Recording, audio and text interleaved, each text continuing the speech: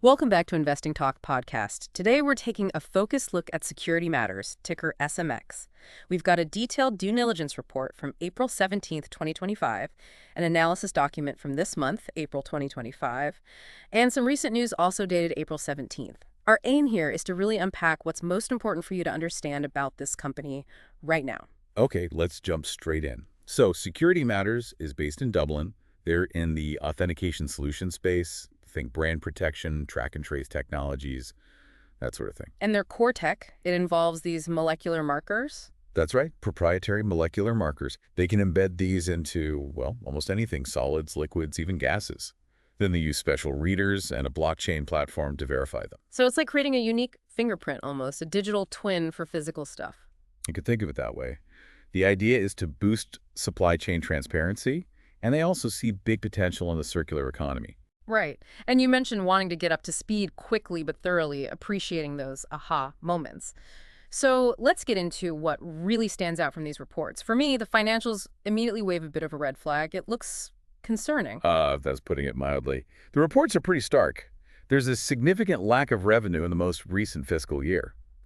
And looking back, no real growth over the last 3-5 years either. We're talking near zero sales generation. Near zero. Wow. And the losses that go with that. Substantial. They reported a net loss of about $20.91 million last fiscal year, which naturally translates into very low and decline in earnings per share. Okay, then there's this price to earnings ratio, the PE. It's around 1.04. That seems just incredibly low for a tech company, doesn't it? Especially with losses. It's exceptionally low. You usually see tech PEs, even for companies finding their feet, much higher, think 15, 30, sometimes way more. A PE that low, combined with persistent losses, really raises questions. It might suggest the market has serious doubts about future profitability, or perhaps some accounting quirks are at play. And what about cash? Are they burning through it quickly? Seems that way. Free cash flow is also heavily negative, around minus $9.56 million. So yes, the company is definitely burning cash, not generating it from operations. Now, one figure looks positive. Return on equity reported at plus 12.35%, but you suggested this might be misleading. An anomaly. Well, it seems inconsistent, doesn't it? When you have significant net losses and a negative return on assets minus 29.69%, positive ROE looks strange.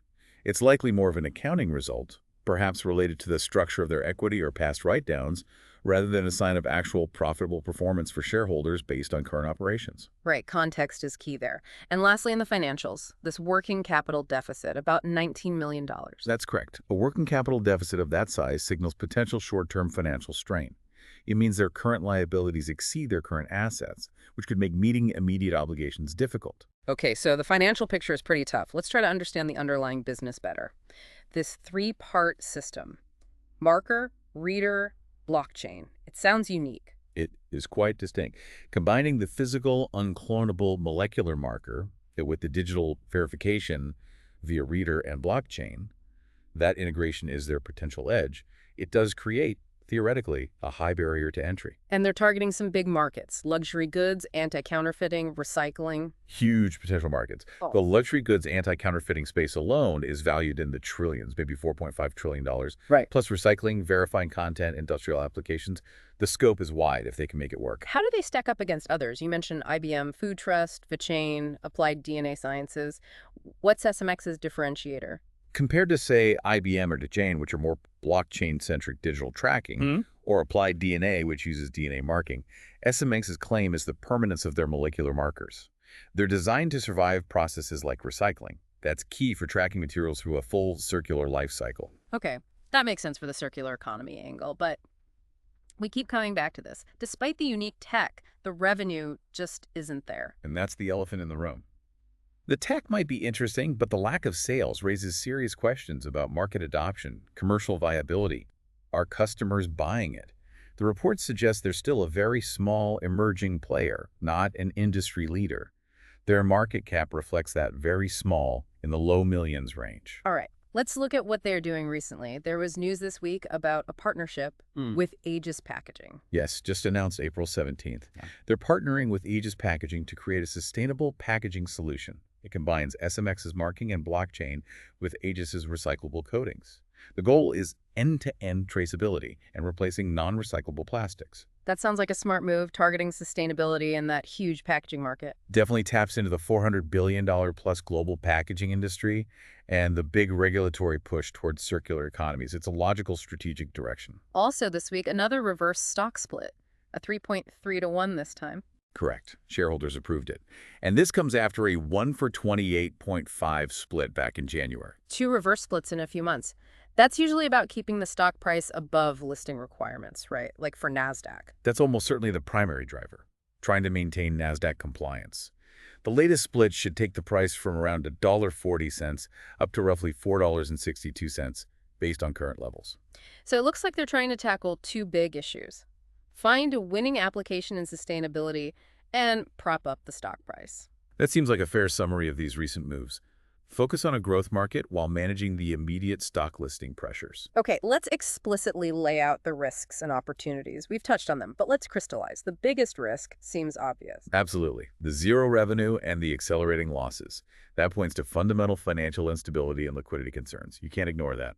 Then there's the stock itself. Extreme volatility, down 99% over the past year.